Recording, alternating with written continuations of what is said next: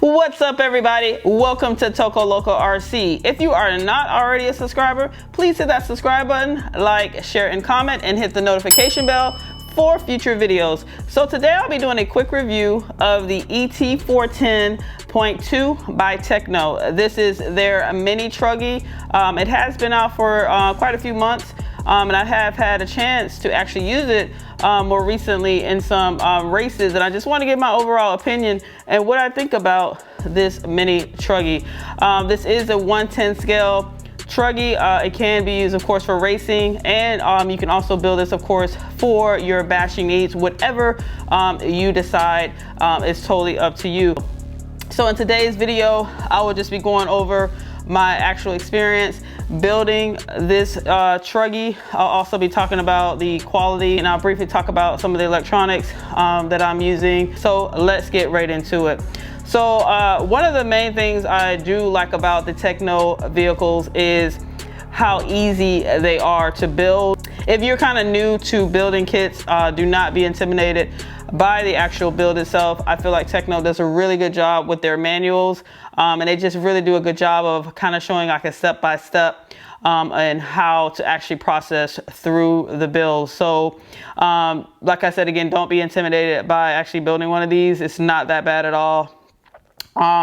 Also, as far as quality, like with all Tekno vehicles, I feel like they just really use really good parts with building this vehicle stock. Of course, you can buy some upgrades as you go and use the vehicle a bit more depending on your needs. One of the other things I would say, if you're kind of starting out and wanting to build one of these kits, is just start off with the stock build first, and as you go to the local tracks, if this is a popular class, you can always ask other drivers their setup and some of the tips they might have for you to help you make those adjustments. But with all my builds, I do start off with stock, and as I go through and race and get a bit more used to the vehicle, I do start making those micro adjustments, one or two at a time.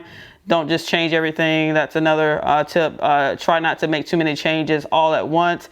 Kind of change one or two things throughout, and that way you can kind of figure out your driving style.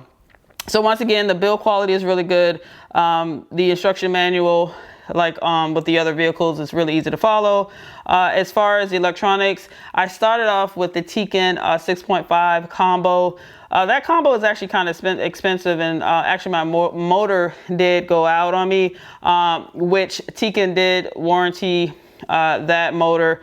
But in the meantime, I had a couple races coming up, so I picked up a Hobby Wing combo. It's a 3660. This is a 4000 kV motor, and then I got the applicable ESC. With that actual electronics, it is a little bit it takes up a little bit more of a room inside of the chassis, so do keep that in mind. If you do go to the Hobby Wing, you will have to get kind of creative on getting all the electronics in there, but I was able to pull it off.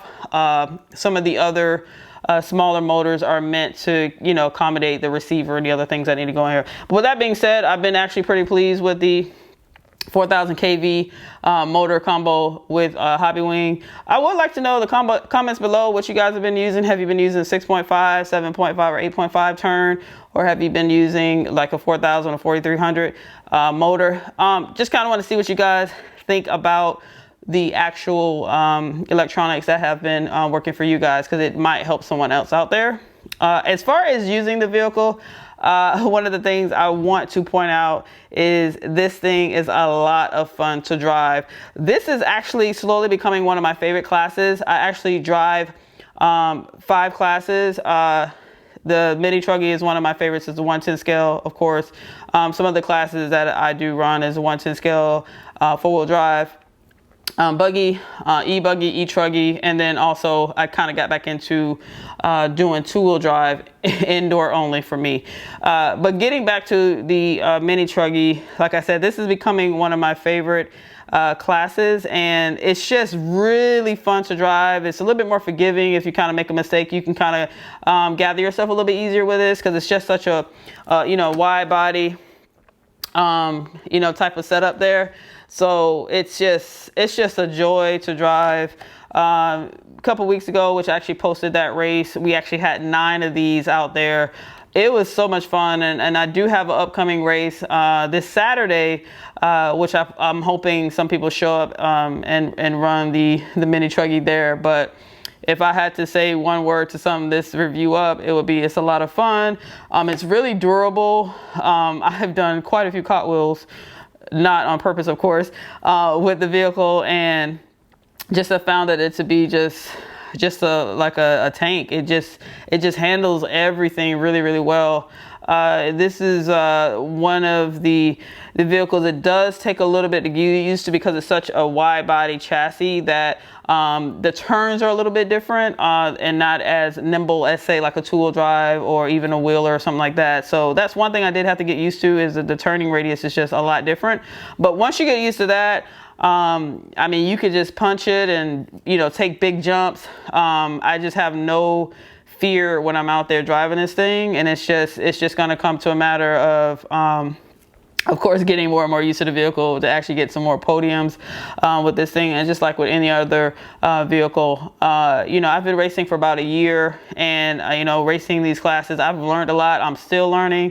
You know, the RC world is of course vast, and one thing I do like about it is just the joy that I get out of RC racing. And I'm sure some of you guys can agree with that.